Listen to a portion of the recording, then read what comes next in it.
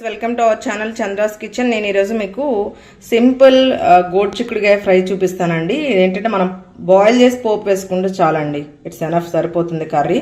So ఇలా మనం cut చేసి వాష్ చేసి పెట్టుకున్నటువంటి గోడ్ చిక్కుడుకాయలు, ఒక కప్పు కొబ్బరి అండి. వీటికి రెడ్ చిల్లీ పౌడర్ వేయొద్దండి, గ్రీన్ చిల్లీ, ఒక 4 వెల్లుల్లి రెమ్మలు ఇలా వేసుకుంటే సరిపోతుంది. ఇప్పుడు మనం వీటిని బాయిల్ చేసి పెట్టుకుందామండి. ఇలా బౌల్ పెట్టుకుని దానిలో వేసేసుకొని కొంచెమే వాటర్ వేసుకోవాలండి. చూసారా, నేనైతే చిన్న గ్లాస్ వేస్తున్నాను, ఎందుకంటే ఈ ఆవిరికి మగ్గిపోతాయి కాబట్టి.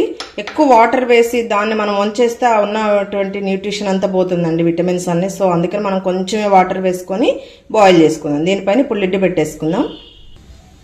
ఇలా క్లోజ్డ్ అంటే లోపలికి ఉండే మూత పెట్టుకుంటేనండి ఆ ప్రెషర్కి అంటే ఆవిరికి మంచిగా బాయిల్ అవుతుంది. కుక్కర్లో పెట్టుకోవాల్సిన అవసరం ఏం లేదండి. కుక్కర్లో పెట్టుకుంటే ఒక్క విజిల్ రాగానే తీసేసేయాలి, ఎందుకంటే కుక్కర్లకి దీనికి డిఫరెన్స్ ఉంటుందండి. ఇదైతే కొంచెం మంచిగా ఉంటుంది, కుక్కర్ అయితే ఇంకొంచెం మెత్తగా అయిపోతాయి బాయిల్ అవటం. ఇలా ఒక 1 మినిట్ వెయిట్ చేద్దాం మనం. చూసారా, చక్కగా ఆవిరికి మగ్గిపోతున్నాయండి. మనం కొంచెమే కదా వాటర్ వేసుకుంది.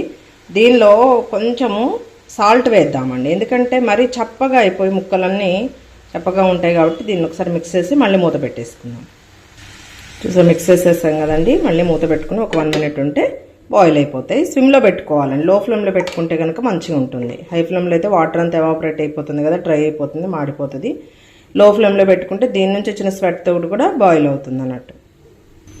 ఇది బాయిల్ అయ్యేలోపు మనం ఇప్పుడు కోకోనట్ పచ్చి కొబ్బరి తీసుకున్నాం కదా, అది గ్రైండ్ చేసుకుందాం. ఇలా జార్ తీసుకోనండి, ఫస్ట్ గ్రీన్ చిల్లీ వేసుకుందాము. దీని తర్వాత మనం ఏదైతే కోకోనట్ ఉందో అది వేసుకొని వెల్లుల్లి రెబ్బలు 4 ఇలా ఫీల్ చేయకుండానే వేసుకోవాలండి. దీన్ని ఇప్పుడు మనము గ్రైండ్ చేసుకుందాం. గ్రైండ్ చేసేసుకున్నామండి. చూసారా, ఇలా ఉంటే సరిపోతుంది.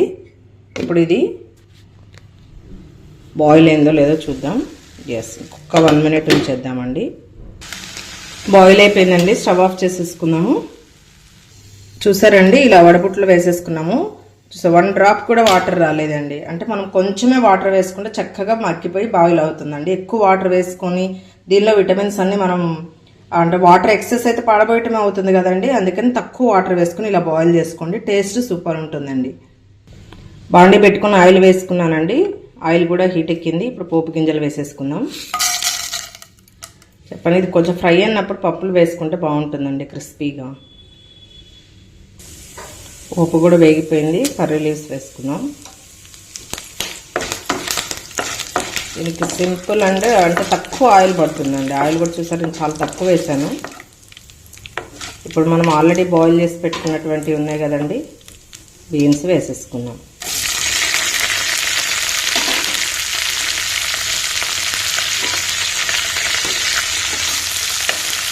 ఒక్కసారి మొత్తం ఆయిల్ అంతా మిక్స్ అయ్యేలాగా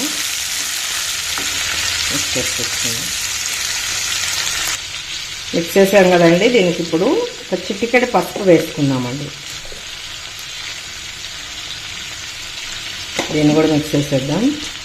మొత్తం మిక్స్ చేసేసాము. ఒక 1 మినిట్ మూత పెట్టేద్దామండి. లో ఫ్లేమ్లోనే కుక్ చేయాలి. ఒకసారి మూత తీసి చూద్దామండి.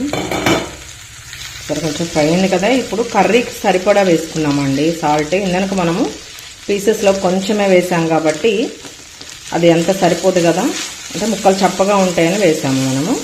ఇప్పుడు దీన్ని కూడా కొంచెం ఫ్రై అయిన తర్వాత ఇప్పుడు వేసిన సాల్ట్ ఏంటంటే మొత్తం హోల్ కర్రీకి సరిపడా వేసుకున్నాము. కొంచెం ఫ్రై అవనిద్దాం. ఫ్రై అయిపోయిందండి. ఇప్పుడు మనము ఆల్రెడీ కోకోనట్ ఇలా గ్రైండ్ చేసి పెట్టుకున్నాం కదండి, దీన్ని వేసుకున్నాం. గ్రైండ్ చేసి పెట్టుకున్నది వేసేసుకున్నాం.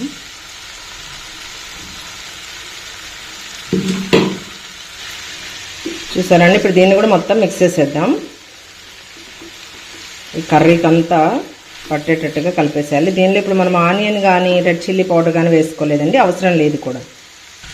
మొత్తం మిక్స్ చేసేసామండి. ఇది ఇప్పుడు మూత పెట్టుకోకుండా మనం ఫ్రై చేసుకోవాలండి, ఎందుకంటే గ్రీన్ చిల్లీ వేసాం కాబట్టి. ఒక 1 మినిట్ ఫ్రై అవనిద్దాము. చూసారు ఎంత కలర్ఫుల్గా ఉందో అండి, చాలా మంచిది హెల్త్కి. ఇలా కర్రీ చేసుకున్నప్పుడు మనం ఎక్కువ క్వాంటిటీ కర్రీ తీసుకోవాలండి. కోకోనట్ వల్ల హెయిర్ గ్రోత్కి కానీ స్కిన్ గ్లోనెస్కి కానీ చాలా బాగా యూజ్ అవుతుంది. నెక్స్ట్ ఇంకోటి ఏంటంటే ఈ బీన్స్ గోడు చిక్కుడుకాయలు కావలసినంత ఫైబర్ ఉంటుందండి మనకి, చాలా మంచిది హెల్త్కి కూడా. ఒక 1 మినిట్ ఇలా ఫ్రై అవనిద్దాం.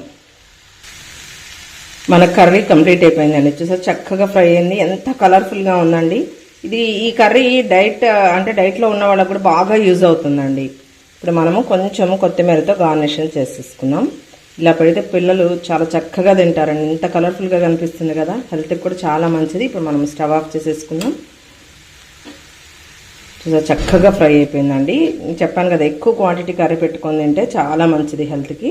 మీరు కూడా ఇలానే ట్రై చేయండి, పిల్లలకు కూడా అలవాటు చేయండి ఇలాంటి కర్రీస్.